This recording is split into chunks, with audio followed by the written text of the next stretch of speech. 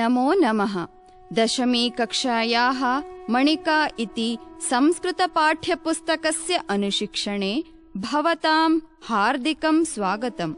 सम्प्रति वयं दशमपाठस्य द्वितीयं भागं पठामः। अधुना प्रथमं वाक्यं पश्यामः। शोभा वदति, वयम् अत्रत्यानाम् ऐतिहासिकस्थलानां विषये ज्ञातुम् इच्छामः। अधुना पदपरिचयं शब्दार्थान् च पश्यामः। वयम् इत्यत्र अस्मद् इति दकारान्तसर्वनामशब्दस्य प्रथमा विभक्तिः बहुवचनम् अस्ति, अर्थात् छात्राः इति। अत्रत्यानाम् इत्यत्र अत्रत्य इति अकारान्तनपुंसकलिङ्गविशेषणशब्दस्य षष्ठी विभक्तिः बहुवचनम् अस्ति, अर्थात् अरुणाचलप्रदेशजनानाम् इति। ऐतिहासिकस्थलानाम् इत्यत्र ऐतिहासिकस्थल इति अकारान्तनपुंसकलिङ्गशब्दस्य षष्ठी विभक्तिः बहुवचनम् अस्ति, अर्थात् प्राचीन इतिहाससम्बद्धस्थानानाम् इति। विषये इत्यत्र विषय इति अकारान्तपुल्लिङ्गशब्दस्य सप्तमी विभक्तिः एकवचनम् अस्ति, अर्थात् सन्दर्भे इति। ज्ञातुम् इत्यत्र ज्ञाधातुः तुमुन् प्रत्ययः वर्तते, अर्थात् अवगन्तुम्। इच्छामः इत्यत्र इष् धातुः लट् लकारः उत्तमपुरुषः बहुवचनम् अस्ति, अर्थात् वाञ्छामः इति। अधुना अवबोधनशैलीमाध्यमेन पाठस्य भावम् अवगच्छामः। वाक्ये वयम् इति सर्वनामपदं केषां कृते प्रयुक्तं वर्तते? अत्र वयम् इति सर्वनामपदं छात्राणां कृते प्रयुक्तं वर्तते। ऐतिहासिकस्थलानाम् इति पदस्य अर्थः कः अस्ति? ऐतिहासिकस्थलानाम् इति पदेन अभिप्रायः अस्ति इतिहासे प्रसिद्धानां प्राचीनस्थलानाम् इति। ऐतिहासिकस्थलानां विषये का ज्ञातुम् इच्छति? ऐतिहासिकस्थलानां विषये शोभा ज्ञातुम् इच्छति। वाक्ये अत्रत्यानाम् इति पदेन कः अभिप्रायः अस्ति? वाक्ये अत्रत्यानाम् इति पदेन अरुणाचलप्रदेशस्य इति अभिप्रायः अस्ति। छात्राः कस्य प्रदेशस्य ऐतिहासिकस्थलानां विषये ज्ञातुम् इच्छन्ति? छात्राः अरुणाचलप्रदेशस्य ऐतिहासिकस्थलानां विषये ज्ञातुम् इच्छन्ति। अधुना अग्रिमं वाक्यं पश्यामः। पर्यटनाधिकारी वदति, मया पूर्वमेव उक्तं यत् अस्य प्रदेशस्य दर्शनीयस्थलानां दर्शनाय विशेषः प्रबन्धः अपि अस्ति। अधुना पदपरिचयं शब्दार्थान् च पश्यामः। मया इत्यत्र अस्मद् इति दकारान्तसर्वनामशब्दस्य तृतीया विभक्तिः एकवचनम् अस्ति, अर्थात् पर्यटनाधिकारिणा। पूर्वम् इति अव्ययपदम् अस्ति, अर्थात् पूर्वकाले इति। उक्तम् इत्यत्र वच् धातुः त प्रत्ययः नपुंसकलिङ्गशब्दः प्रथमा विभक्तिः एकवचनं वर्तते, अर्थात् कथितम्। अस्य इत्यत्र इदम् इति मकारान्तपुल्लिङ्गशब्दस्य षष्ठी विभक्तिः एकवचनम् अस्ति, अर्थात् अरुणाचलप्रदेशस्य। दर्शनीयस्थलानाम् इत्यत्र दर्शनीयस्थल इति अकारान्तनपुंसकलिङ्गशब्दस्य षष्ठी विभक्तिः बहुवचनं वर्तते, अर्थात् दर्शनयोग्यस्थानानाम् इति।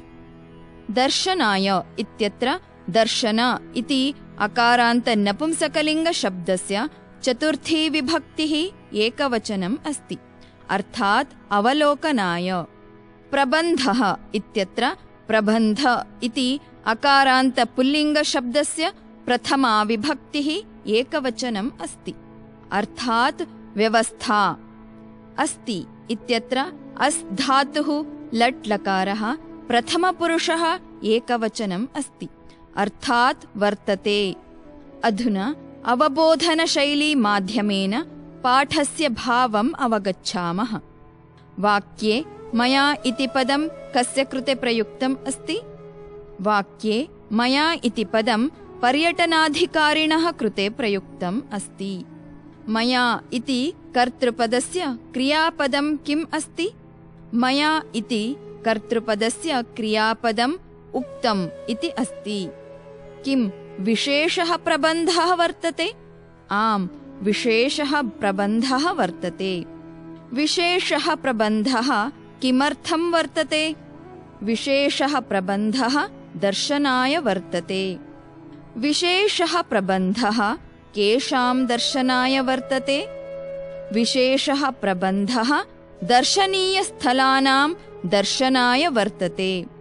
विशेषः प्रबन्धः कस्य दर्शनीयस्थलानां दर्शनाय वर्तते? विशेषः प्रबन्धः अरुणाचलप्रदेशस्य दर्शनीयस्थलानां दर्शनाय वर्तते। अरुणाचलप्रदेशस्य दर्शनीयस्थलानां दर्शनाय विशेषः प्रबन्धः वर्तते इति कः वदति? अरुणाचलप्रदेशस्य दर्शनीयस्थलानां दर्शनाय विशेषः प्रबन्धः वर्तते इति पर्यटनाधिकारी वदति। अधुना अग्रिमं वाक्यं पठामः। अधुना तु वयम् अनेन प्रक्षेपकयन्त्रेण केषाञ्चित् स्थलानां परिचयं प्राप्स्यामः। पश्यत एतत् चित्रम्। अधुना पदपरिचयं शब्दार्थाञ्च पश्यामः। अधुना इति अव्ययपदम् अस्ति, अर्थात् सम्प्रति इति। प्रक्षेपकयन्त्रेण इत्यत्र प्रक्षेपकयन्त्र इति अकारान्त नपुंसकलिङ्गशब्दस्य तृतीया विभक्तिः एकवचनम् अस्ति, अर्थात् प्रोजेक्टर् माध्यमेन। स्थलानाम् इत्यत्र स्थल इति अकारान्त नपुंसकलिङ्गशब्दस्य षष्ठी विभक्तिः बहुवचनम् अस्ति, अर्थात् स्थानानाम् इति।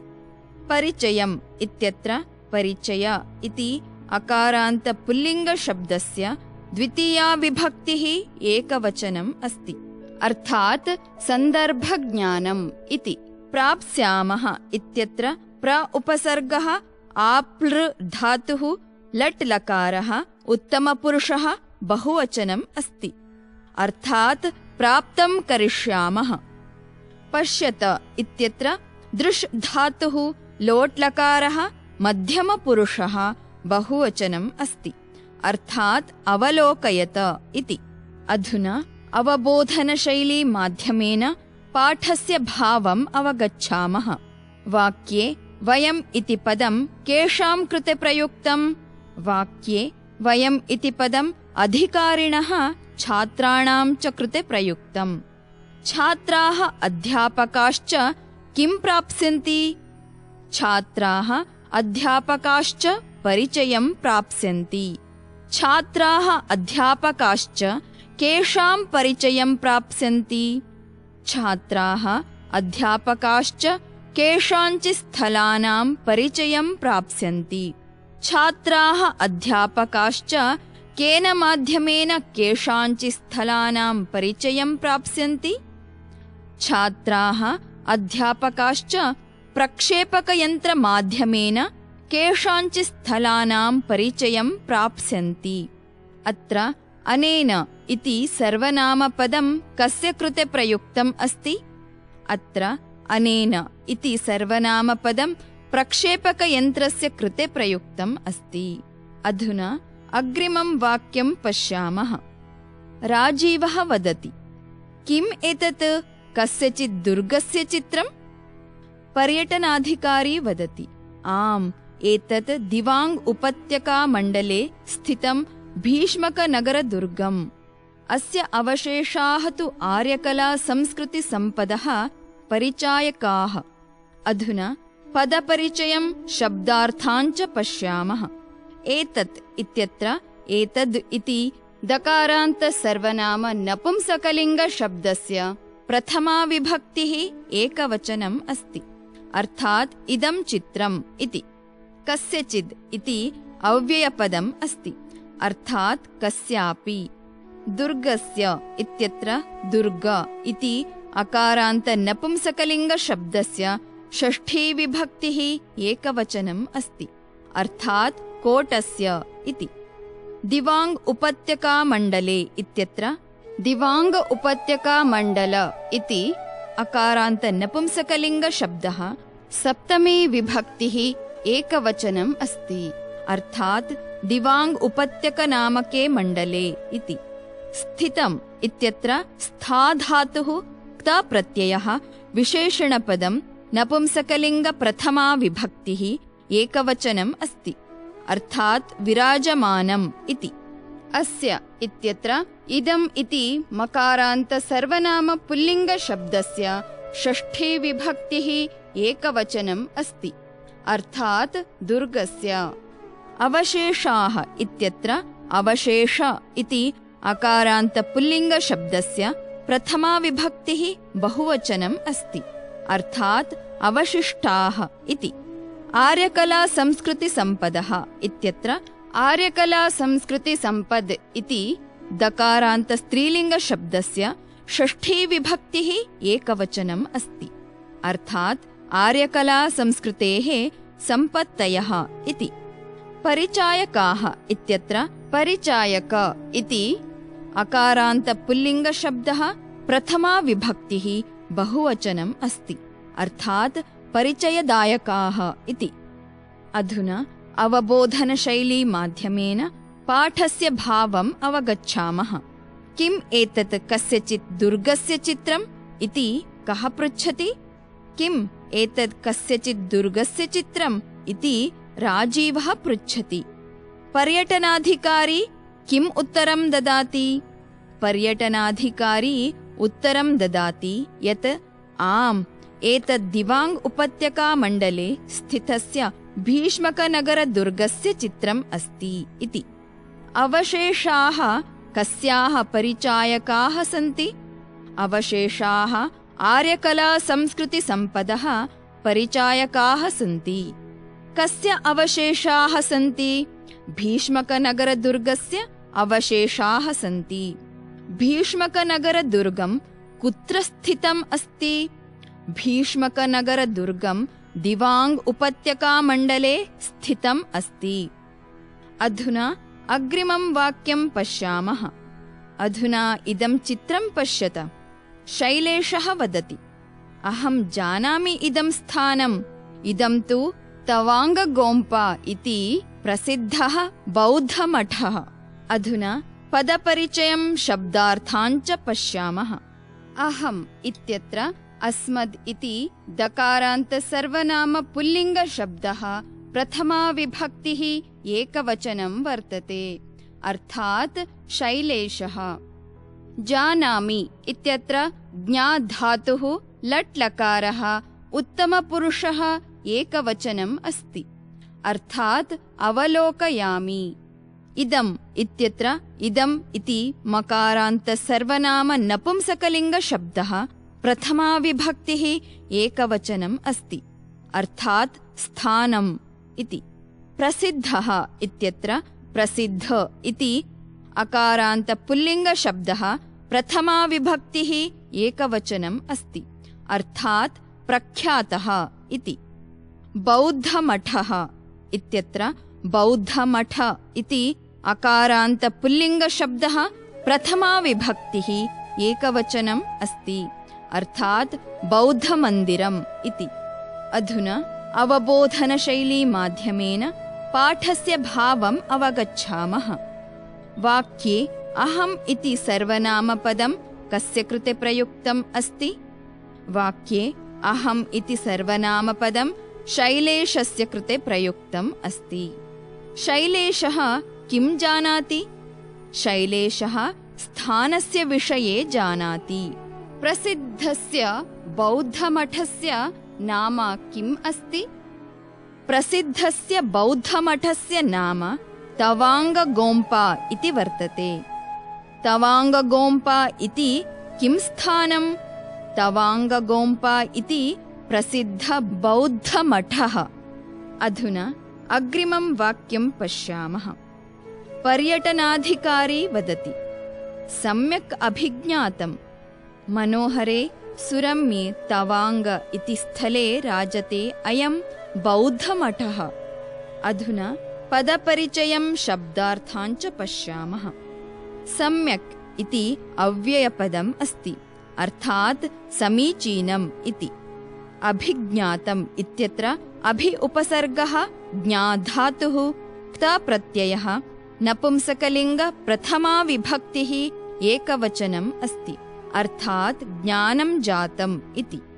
मनोहरे इत्यत्र मनोहर इति अकारान्त नपुंसकलिङ्गशब्दस्य सप्तमी विभक्तिः एकवचनम् अस्ति, अर्थात् रमणीये इति। सुरम्ये इत्यत्र सुरम्य इति अकारान्त नपुंसकलिङ्गशब्दस्य सप्तमी विभक्तिः एकवचनम् अस्ति, अर्थात् सुन्दरे अथवा रमणीये इति। स्थले इत्यत्र स्थल इति अकारान्त नपुंसकलिङ्गशब्दस्य सप्तमी विभक्तिः एकवचनम् अस्ति, अर्थात् स्थाने इति। राजते इत्यत्र राजृ धातोः आत्मनेपदं लट् लकारः प्रथमपुरुषः एकवचनम् अस्ति, अर्थात् शोभते इति। अयम् इत्यत्र इदम् इति मकारान्त सर्वनाम पुल्लिङ्गशब्दः प्रथमा विभक्तिः एकवचनम् अस्ति, अर्थात् बौद्धमठः इति। अधुना अवबोधनशैली माध्यमेन पाठस्य भावम् अवगच्छामः। सम्यक् अभिज्ञातम् इति कः वदति? सम्यक् अभिज्ञातम् इति पर्यटनाधिकारी वदति। सम्यक् अभिज्ञातम् इति पर्यटनाधिकारी कं प्रति वदति? सम्यक् अभिज्ञातम् इति पर्यटनाधिकारी छात्रं शैलेशं प्रति वदति। बौद्धमठः कुत्र राजते? बौद्धमठः तवांग इति स्थले राजते। बौद्धमठः कीदृशे तवांग इति स्थले राजते? बौद्धमठः मनोहरे सुरम्ये तवांग इति स्थले राजते। मनोहरे सुरम्ये इति पदद्वयं कस्य विशेषणपदम् अस्ति? मनोहरे सुरम्ये च इति पदद्वयं स्थले इति पदस्य विशेषणपदम् अस्ति। अधुना अग्रिमं वाक्यं पश्यामः। 500 बौद्धभिक्षूणां निवासयोग्या स्थली इयम्। लोहितजनपदे अपि अनेक बौद्धविहाराः सन्ति। अधुना पदपरिचयं शब्दार्थान् च पश्यामः। 500 इत्यत्र 500 इति अकारान्त नपुंसकलिङ्गशब्दस्य षष्ठी विभक्तिः बहुवचनम् अस्ति, अर्थात् 500 जनानाम् इति। बौद्धभिक्षूणाम् इत्यत्र बौद्धभिक्षु इति उकारान्त पुल्लिङ्गशब्दस्य षष्ठी विभक्तिः बहुवचनम् अस्ति, अर्थात् बौद्ध अनुयायिनाम् इति। निवासयोग्या अर्थात् निवस्तुं योग्या इत्यत्र निवासयोग्या इति आकारान्त स्त्रीलिङ्गशब्दस्य प्रथमा विभक्तिः एकवचनम् अस्ति, अर्थात् वासयोग्या इति।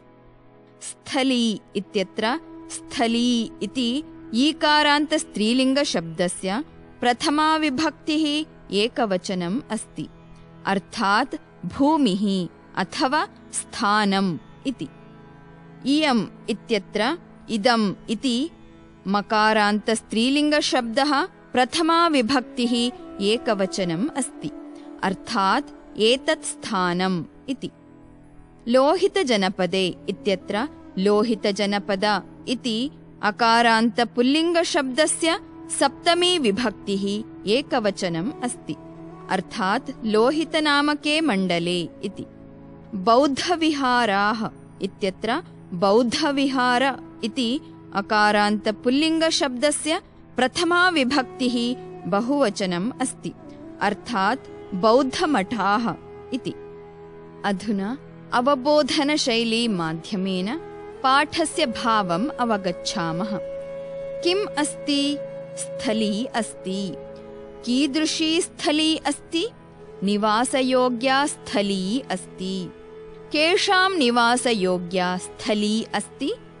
बौद्धभिक्षूणां निवासयोग्या स्थली अस्ति।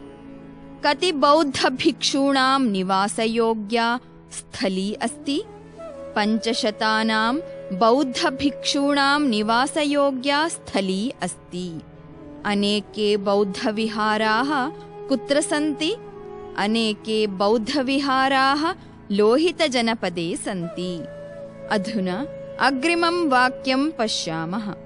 नीलिमा वदति, मान्यवर, मया अस्य प्रदेशस्य परशुरामकुण्डम् इति दर्शनीयस्थलविषये अपि पठितम्। किमिदम्? अधुना पदपरिचयं शब्दार्थान् च पश्यामः। मान्यवर इत्यत्र मान्यवर इति अकारान्तपुल्लिङ्गशब्दस्य सम्बोधनपदम् एकवचनम् अस्ति, अर्थात् भोः श्रीमन् इति। मया इत्यत्र अस्मद् इति दकारान्तसर्वनामशब्दस्य तृतीया विभक्तिः एकवचनम् अस्ति, अर्थात् नीलिमया इति। प्रदेशस्य इत्यत्र प्रदेश इति अकारान्तपुल्लिङ्गशब्दस्य षष्ठी विभक्तिः एकवचनम् अस्ति, अर्थात् राज्यस्य इति। परशुरामकुण्डम् इत्यत्र परशुरामकुण्ड इति अकारान्तनपुंसकलिङ्गशब्दः षष्ठी विभक्तिः एकवचनम् अस्ति, अर्थात् परशुरामनामकं कुण्डम्।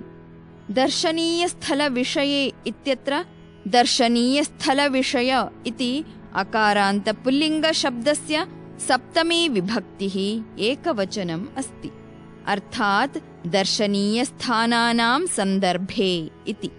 पठितम् इत्यत्र पठ् धातुः क्तप्रत्ययः पठित इति अकारान्तनपुंसकलिङ्गशब्दः प्रथमा विभक्तिः एकवचनम् अस्ति, अर्थात् अधीतम् इति।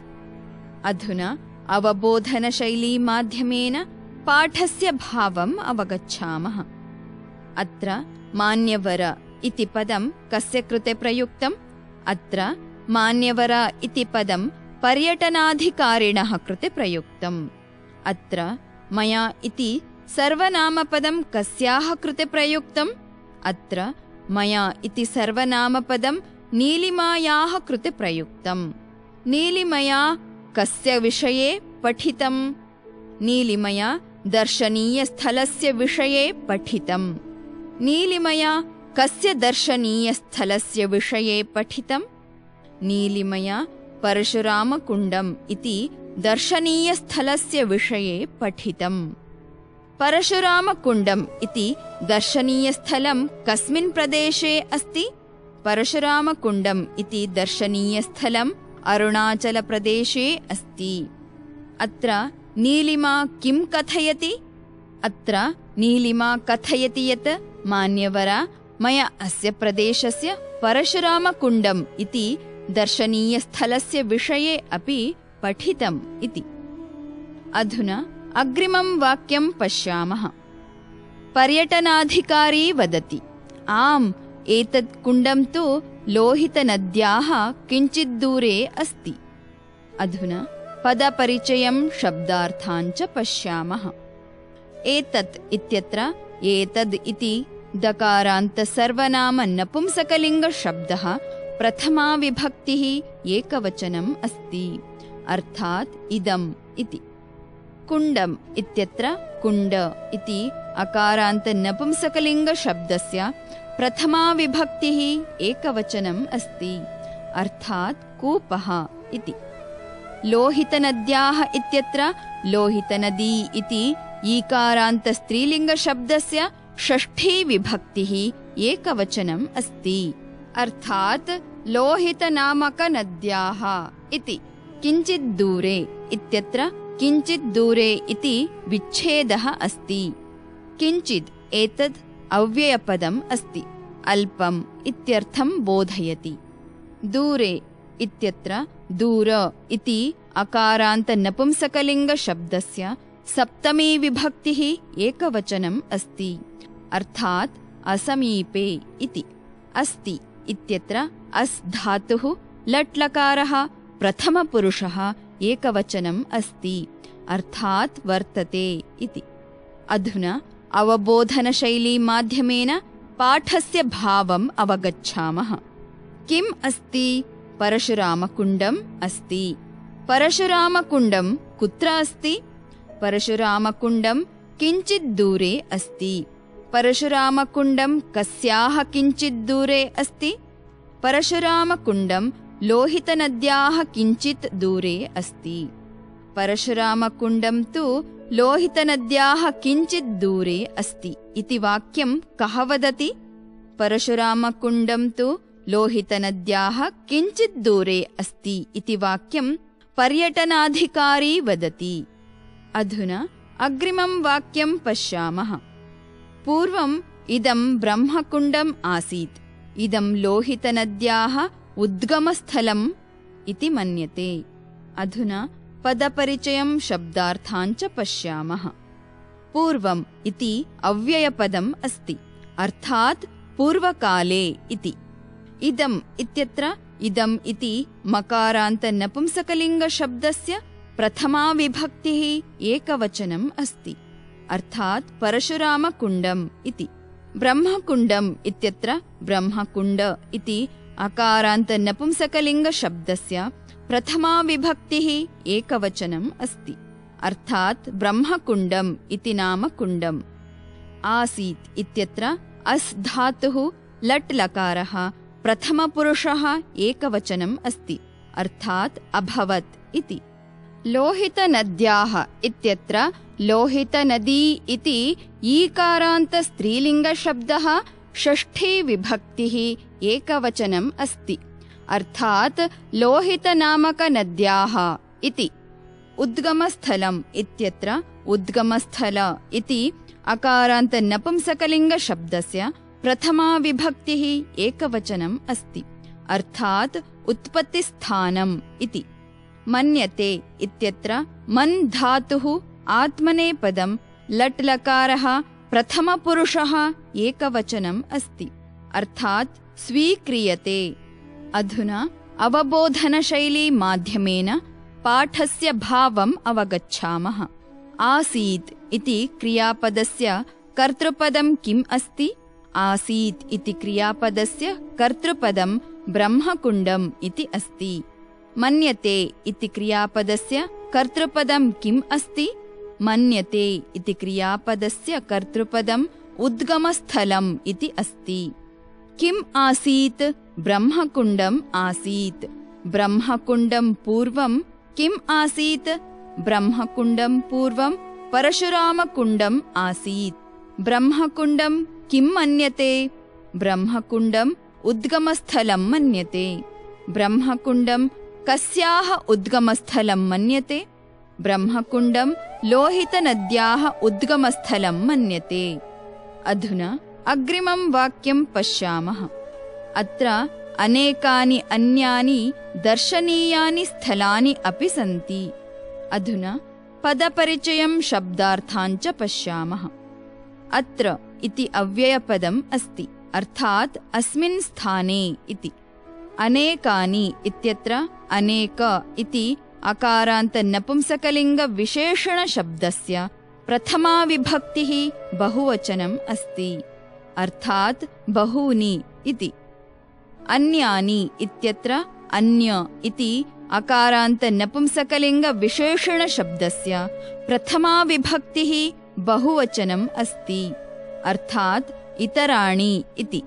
दर्शनीयानि इत्यत्र दर्शनीय इति अकारान्तनपुंसकलिङ्गविशेषणशब्दस्य प्रथमा विभक्तिः बहुवचनम् अस्ति, अर्थात् द्रष्टुं योग्यानि इति। स्थलानि इत्यत्र स्थल इति अकारान्तनपुंसकलिङ्गशब्दः प्रथमा विभक्तिः बहुवचनम् अस्ति, अर्थात् स्थानानि इति। सन्ति इत्यत्र अस् धातुः लट् लकारः प्रथमपुरुषः बहुवचनम् अस्ति, अर्थात् वर्तन्ते इति। अधुना अवबोधनशैली माध्यमेन पाठस्य भावम् अवगच्छामः। कानि सन्ति स्थलानि सन्ति? कीदृशानि स्थलानि सन्ति? दर्शनीयानि स्थलानि सन्ति। दर्शनीयानि कति स्थलानि सन्ति? दर्शनीयानि अनेकानि स्थलानि सन्ति। अत्र इत्यनेन कः अभिप्रायः अस्ति? अत्र इत्यनेन ब्रह्मकुण्डं स्थाने इति अभिप्रायः अस्ति। अनेकानि अन्यानि दर्शनीयानि स्थलानि कुत्र सन्ति? अनेकानि अन्यानि दर्शनीयानि स्थलानि ब्रह्मकुण्डे सन्ति। अधुना अग्रिमं वाक्यं पश्यामः। अस्माकं पर्यटनविभागेन प्रकाशितां केषाञ्चित् प्रसिद्धस्थलानां सूचीं पठित्वा ज्ञायताम् इमानि पर्यटनस्थलानि। अधुना पदपरिचयं शब्दार्थान् च पश्यामः। अस्माकम् इत्यत्र अस्मद् इति दकारान्तसर्वनामशब्दस्य षष्ठी विभक्तिः बहुवचनम् अस्ति। अर्थात् अध्यापकानां छात्राणां च इति। पर्यटनविभागेन इत्यत्र पर्यटनविभाग इति अकारान्तपुल्लिङ्गशब्दस्य तृतीया विभक्तिः एकवचनम् अस्ति। अर्थात् पर्यटनविभागद्वारा इति। प्रकाशिताम् इत्यत्र प्रकाशिता इति आकारान्तस्त्रीलिङ्गशब्दस्य द्वितीया विभक्तिः एकवचनम् अस्ति। अर्थात् मुद्रिताम् इति। प्रसिद्धस्थलानाम् इत्यत्र प्रसिद्धस्थल इति अकारान्तनपुंसकलिङ्गशब्दस्य षष्ठी विभक्तिः बहुवचनम् अस्ति। अर्थात् प्रसिद्धस्थानानाम् इति। सूचीम् इत्यत्र सूची इति ईकारान्तस्त्रीलिङ्गशब्दस्य द्वितीया विभक्तिः एकवचनम् अस्ति। अर्थात् विवरणम् इति।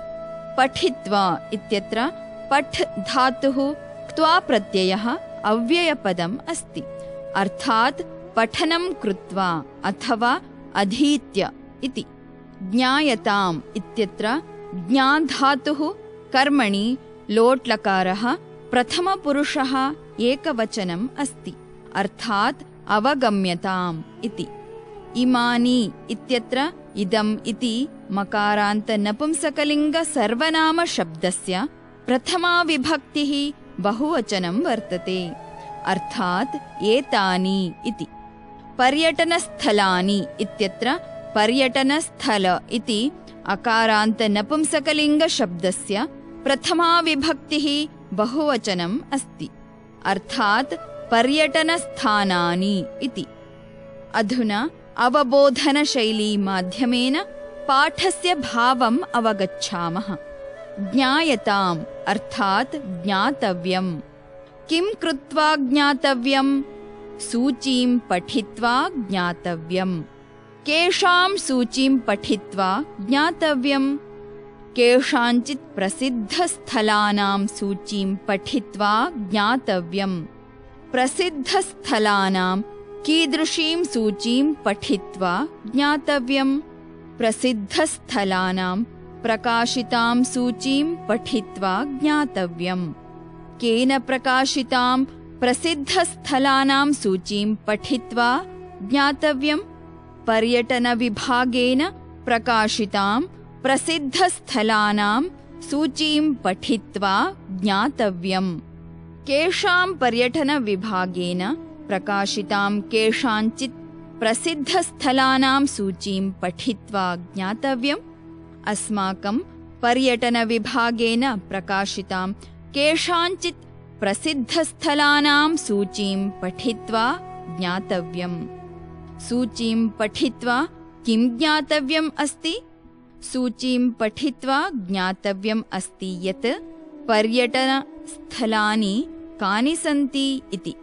अधुना अग्रे पर्यटनस्थलानि स्थानानि च पश्यामः।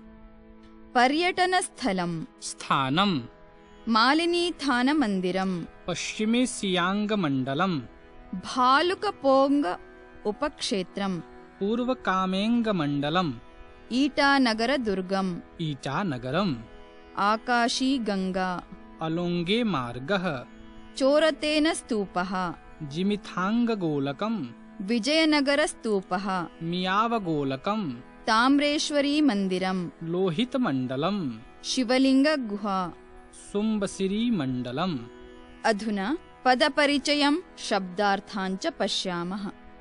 पर्यटनस्थलम् इत्यत्र अकारान्त नपुंसकलिङ्गशब्दः प्रथमा विभक्तिः एकवचनम् अस्ति, अर्थात् दर्शनीयस्थानम् इति।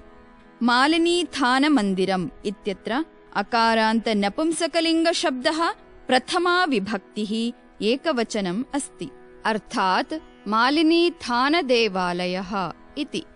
भालुकपोङ्ग उपक्षेत्रम् इत्यत्र अकारान्त नपुंसकलिङ्गशब्दः प्रथमा विभक्तिः एकवचनम् अस्ति, अर्थात् भालुकपोङ्ग उपक्षेत्रम् इति। ईटानगरदुर्गम् इत्यत्र अकारान्त नपुंसकलिङ्गशब्दः प्रथमा विभक्तिः एकवचनम् अस्ति, अर्थात् ईटानगरदुर्गम् इति। आकाशी गंगा इत्यत्र आकारान्त स्त्रीलिङ्गशब्दः प्रथमा विभक्तिः एकवचनम् अस्ति, अर्थात् आकाशी गंगा इति।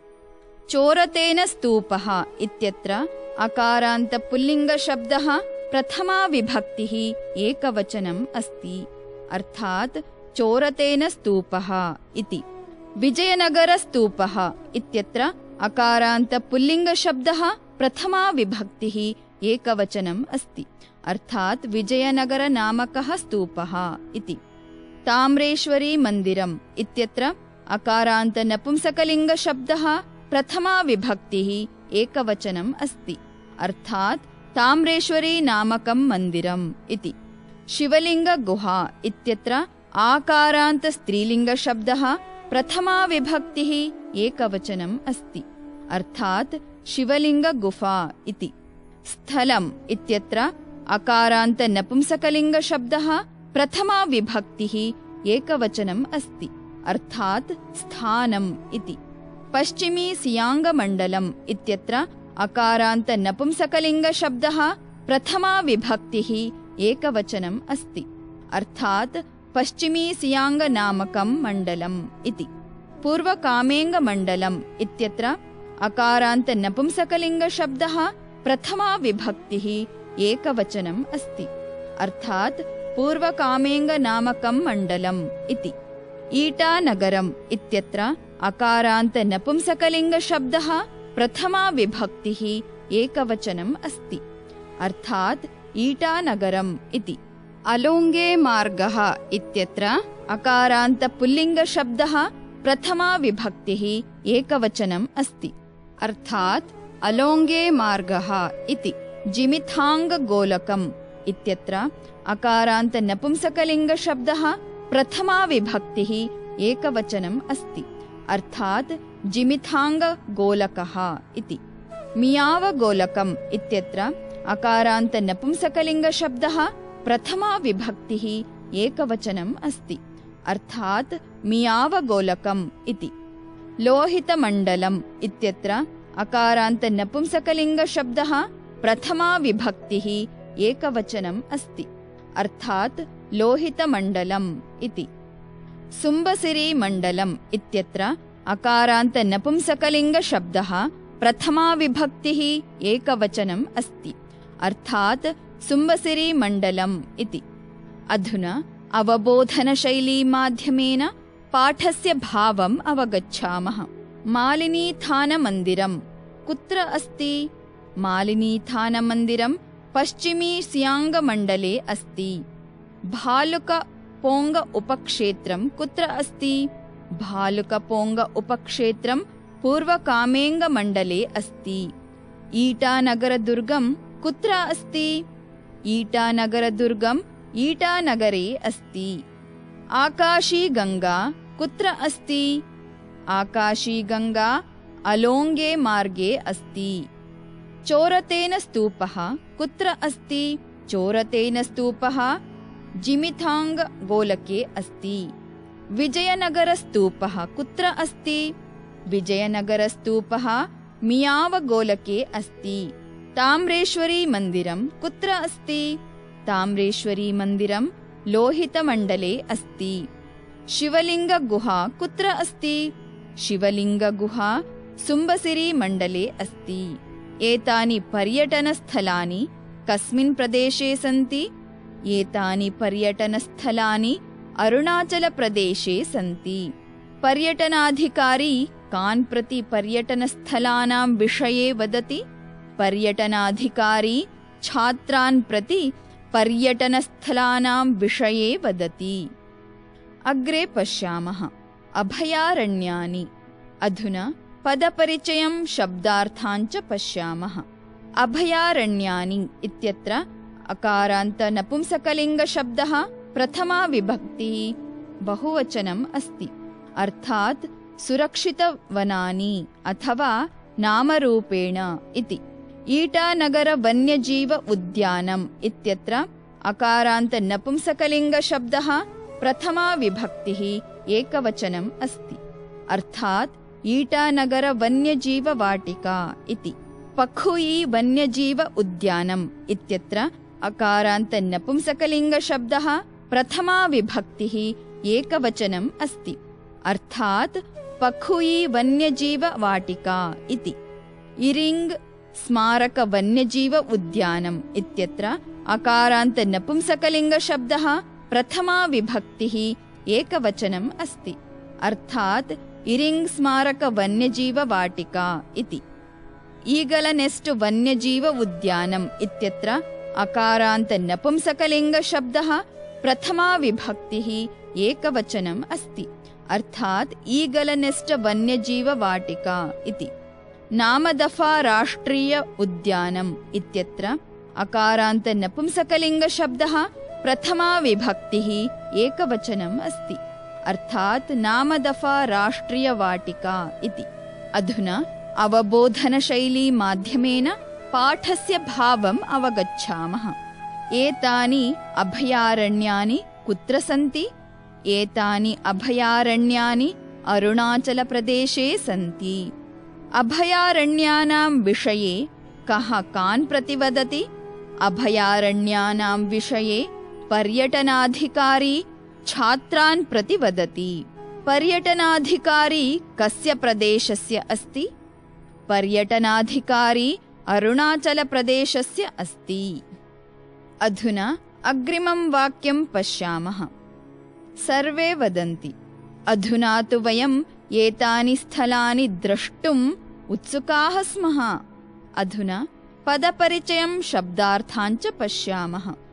सर्वे इत्यत्र सर्व इति अकारान्त सर्वनाम पुल्लिङ्गशब्दः प्रथमा विभक्तिः बहुवचनम् अस्ति। अर्थात् छात्राः इति। अधुना इति अव्ययपदम् अस्ति। अर्थात् सम्प्रति इति। तु इति अव्ययपदम् अस्ति। अर्थात् निश्चयेन इति।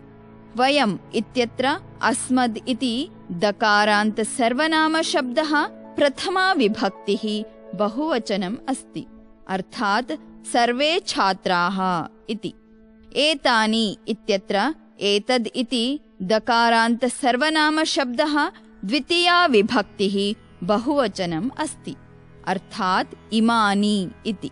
स्थलानि इत्यत्र स्थल इति अकारान्त नपुंसकलिङ्गशब्दः द्वितीया विभक्तिः बहुवचनम् अस्ति।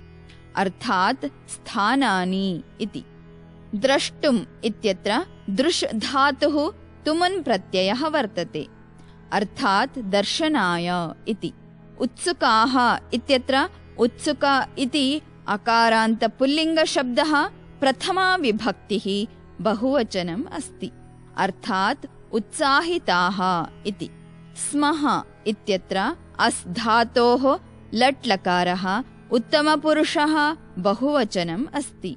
अर्थात् भवामः इति। अधुना अवबोधनशैली माध्यमेन पाठस्य भावम् अवगच्छामः। वाक्ये वयम् इति सर्वनामपदं कस्य कृते प्रयुक्तम् अस्ति? वाक्ये वयम् इति सर्वनामपदं छात्राणां कृते प्रयुक्तम् अस्ति। छात्राः कीदृशाः सन्ति? छात्राः उत्सुकाः सन्ति। छात्राः किं कर्तुम् उत्सुकाः सन्ति? छात्राः द्रष्टुम् उत्सुकाः सन्ति। छात्राः कानि द्रष्टुम् उत्सुकाः सन्ति? छात्राः पर्यटनस्थलानि द्रष्टुम् उत्सुकाः सन्ति। सर्वे छात्राः पर्यटनस्थलानि द्रष्टुं कदा उत्सुकाः सन्ति? सर्वे छात्राः पर्यटनस्थलानि द्रष्टुम् अधुना उत्सुकाः सन्ति। अधुना अग्रिमं वाक्यं पश्यामः। प्रधानाचार्यः वदति, शोभनम्, एतेषां दर्शनाय सम्पूर्णा व्यवस्था वर्तते। कार्यक्रमस्तु सुनिश्चितः। जलपानादनन्तरं गमिष्यामः। अधुना पदपरिचयं शब्दार्थान् च पश्यामः। शोभनम् इति अव्ययपदम् अस्ति, अर्थात् सम्यक् अथवा समीचीनम् इति। एतेषाम् इत्यत्र एतद् इति दकारान्तसर्वनाम नपुंसकलिङ्गशब्दः षष्ठी विभक्तिः बहुवचनम् अस्ति, अर्थात् पर्यटनस्थलानाम् इति। दर्शनाय इत्यत्र दर्शन इति अकारान्त नपुंसकलिङ्गशब्दः चतुर्थी विभक्तिः एकवचनम् अस्ति, अर्थात् दर्शनस्य कृते इति। सम्पूर्णा इत्यत्र सम्पूर्णा इति आकारान्त स्त्रीलिङ्गशब्दः प्रथमा विभक्तिः एकवचनम् अस्ति, अर्थात् पूर्णरूपेण इति। व्यवस्था इत्यत्र व्यवस्था इति आकारान्त स्त्रीलिङ्गशब्दः प्रथमा विभक्तिः एकवचनम् अस्ति, अर्थात् प्रबन्धः इति। कार्यक्रमस्तु इत्यत्र कार्यक्रमः तु इति विच्छेदः वर्तते, अर्थात् योजनातु इति। सुनिश्चितः इत्यत्र सुनिश्चितः इति विच्छेदः वर्तते, अर्थात् सुदृढः। जलपानात् इत्यत्र जलपान इति अकारान्त नपुंसकलिङ्गशब्दः पञ्चमी विभक्तिः एकवचनम् अस्ति, अर्थात् अल्पाहारात् अथवा बालभोगात् इति। अनन्तरम् इति अव्ययपदम् अस्ति, अर्थात् पश्चात् इति। गमिष्यामः इत्यत्र गम् धातोः लृट् लकारः उत्तमपुरुषः बहुवचनम् अस्ति, अर्थात् गमिष्यामः अथवा यास्यामः। अधुना अवबोधनशैली माध्यमेन पाठस्य भावम् अवगच्छामः। वाक्ये एतेषाम् इति सर्वनामपदं केषां कृते प्रयुक्तम् अस्ति? वाक्ये एतेषाम् इति सर्वनामपदं स्थलानां कृते प्रयुक्तम् अस्ति। व्यवस्था कीदृशी वर्तते? व्यवस्था सम्पूर्णा सुदृढा च वर्तते। सम्पूर्णा व्यवस्था किं द्रष्टुं वर्तते? सम्पूर्णा व्यवस्था पर्यटनस्थलानां दर्शनार्थं वर्तते। कः सुनिश्चितः अस्ति? कार्यक्रमः सुनिश्चितः अस्ति। छात्राः कदा गमिष्यन्ति? छात्राः जलपानाद् अनन्तरं गमिष्यन्ति। मित्राणि, एतावता वयं सुस्वागतं भो अरुणाचलेऽस्मिन् इति पाठस्य द्वितीयं भागं पठितवन्तः। अग्रिमपाठस्य अनुशिक्षणे पुनः मिलामः। धन्यवादः।